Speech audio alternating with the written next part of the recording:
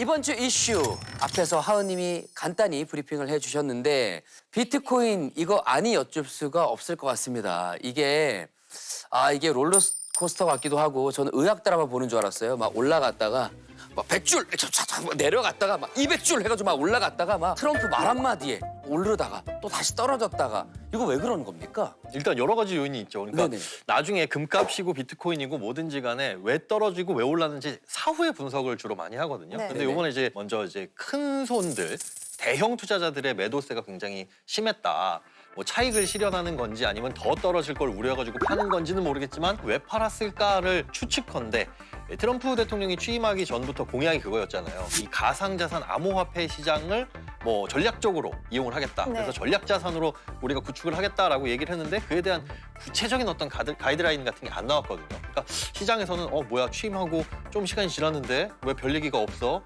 그리고 얼마 전에 이제 보안 사고까지 터지고 이런 여러 네. 가지 악재가 겹치다 보니까 야, 이 정도 올랐으면 이제 좀 팔고 기다려봐야 되지 않나? 이런 수요가 많은 거 아닌가 그렇게 생각이 됩니다. 트럼프 대통령이 사실 선거 때 네네.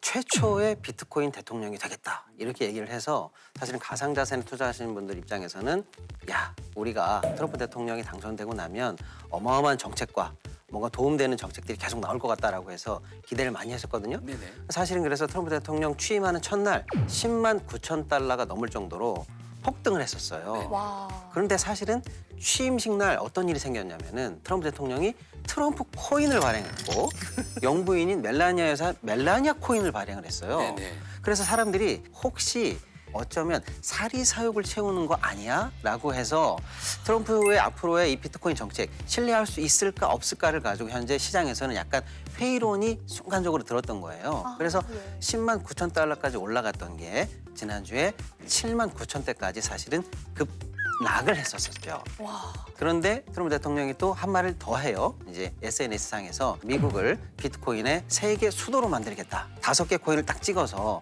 이 코인에 대해서 전략적 비축을 검토하겠다라는 얘기를 또 합니다. 네. 그리고 시장에서는 역시 트럼프야. 우리가 믿었던 대통령. 역시 우리를 위해서 한마디 해주는 거라고 해서 바로 9만 달러대까지 또 급등을 하게 됩니다.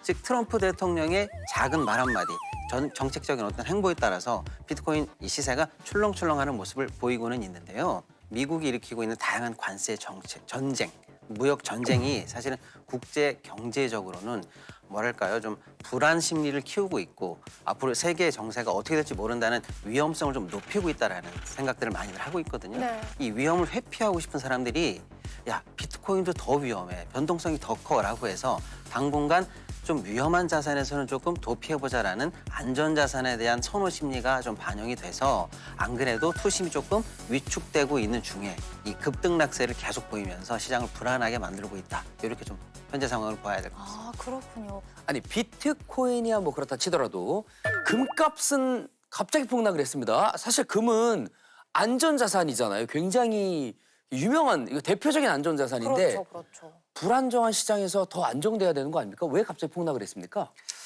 금값은 두 개로 좀 나눠서 봐야 될 것 같아요. 국제적인 금값하고 우리나라 금값. 일단 국제적으로는 금값이 사실은 대세 상승장인 거는 맞습니다. 네. 국제적으로 각국의 중앙은행들이 금을 다 사기 시작했어요. 어. 특히 국제적으로 금시장에서 가장 큰 손으로 급부상한 게 최근에 중국입니다. 중국이 미국의 국채, 달러 자산의 투자를 최근 한 3, 4년 정도 멈추고요. 그 대신에 금을 대량으로 매입하기 시작했어요. 그러다 보니까 국제적으로 금값은 당연히 올라가는 추세입니다. 그에 발맞춰서 우리나라에서도 당연히 금값이 올라갔는데 소위 말하는 김치 프리미엄이라는 게 있어요. 네. 우리나라에서만 국제적인 시세보다 더 프리미엄이 얹어서 비싸게 거래되는 현상을 말하는 거거든요. 네네네. 왜 그럴까요? 예, 우리나라 분들이 사실은 트렌드에 민감하고 좀 빠릅니다. 네. 맞아요, 맞아요. 지금 올라가는 거야? 그럼 난 미리 사야지. 나도 사야지. 또는 야, 다 올라가는데 너는 안 샀어? 라고 하는 나만 뒤처지면 안 돼. 라는 그런 공포심. 이런 것 때문에 우리나라가 국제 시세보다 약 20% 정도 더 무돈을 얹어서 거래가 되고 있었습니다. 요 최근에는 우리나라에서 추가적으로 20% 정도 프리미엄이 있었던 거 있잖아요. 네. 네. 요게 다시 안정이 됩니까? 그렇죠. 그래서 최근에 한 5일 정도 시차를 두고 이제 국제 시세에 근접해가는 이른바 괴리율을 수정하는 지금 기간에 들어갔어요. 아. 네. 그래서 우리나라 금값을 한정했을 때 15% 정도 급락을 좀 막고 있다. 이렇게 좀 봐야 됩니다. 그래서 저희 어떻게 해야 됩니까?